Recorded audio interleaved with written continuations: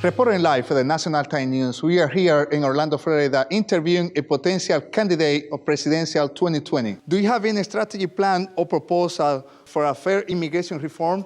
For example, those families who need any legal documentation to create business in the United States and get degrees in the United States, please. Yeah, so there are over 12 million people who are here in this country without documentation. We need to create a path to citizenship for them and bring them into the formal economy.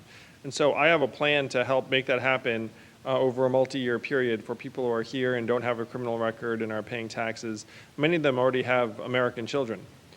So we need to bring people into the formal economy and make it so that they're more able to start businesses and have the protections of the society instead of working in the shadows. Do you have any strategy or plan for the homeless people, homeless veterans, and the poor people in the United States, please? Yeah, so the centerpiece of my presidential platform is that every American adult should receive a dividend of $1,000 a month, free and clear to do whatever you want, the freedom dividend, which sounds too good to be true until you look at our history and you realize that Thomas Paine was for it, Martin Luther King was for it, Milton Friedman was for it, and one state, Alaska, has had this in effect for 36 years. So this would help homeless people because then they'd have resources to be able to come in off the street.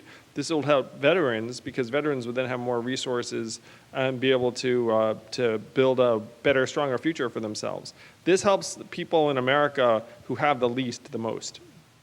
Thank you so much for your smart answer and the proposal.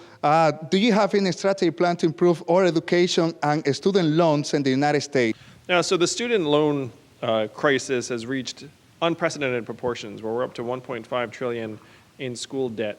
And so we need to bring that debt load down. We need to make college less expensive. But we also need to have a plan to forgive the student loan debt for people who already have those loans. So I have a plan called a 10 by 10, where if you commit 10% of your earnings for 10 years, at the end of that period, you are debt free. And so that way, all Americans would have a light at the end of the tunnel where they know if they work hard, they can pay that debt off. Because right now, we're essentially crushing many people at the beginning of their career before they can start a family, start a business, buy a home, and do all the things we need them to do. Great proposal. What do you think about the climate changes and what, the best of your opinion, can be done to stop it, please?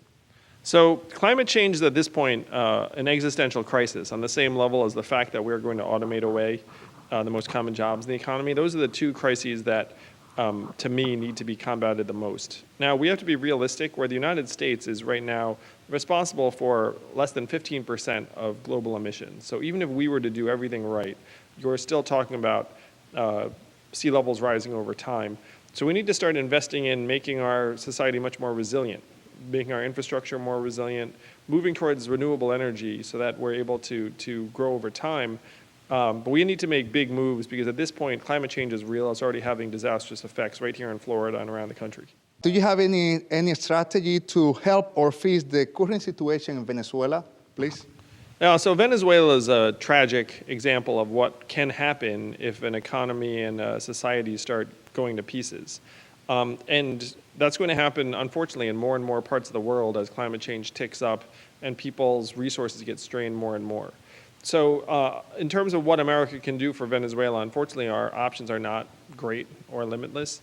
But I do believe that we should help try and reinforce and strengthen the government, the way of life there, because Venezuela having problems spills over into the rest of Latin America, which will ultimately be felt here at home in the U.S. Lastly, what do you have done so far to attract the attention of people and our communities, please?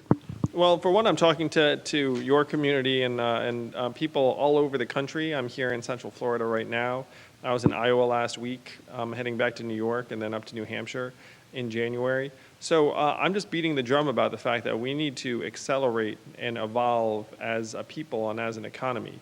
And the most dramatic way to do that is to say we're all the owners and shareholders of this country, and we can have a dividend for ourselves of $1,000 a month, which would improve our children's graduation rates, our children's health, our mental health, our relationships.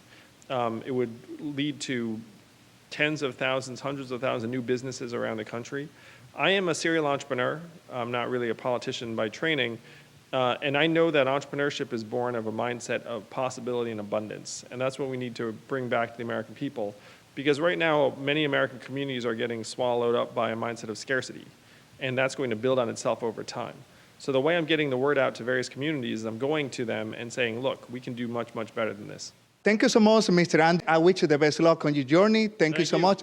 Daniel Ramos, reporting for the National Time News.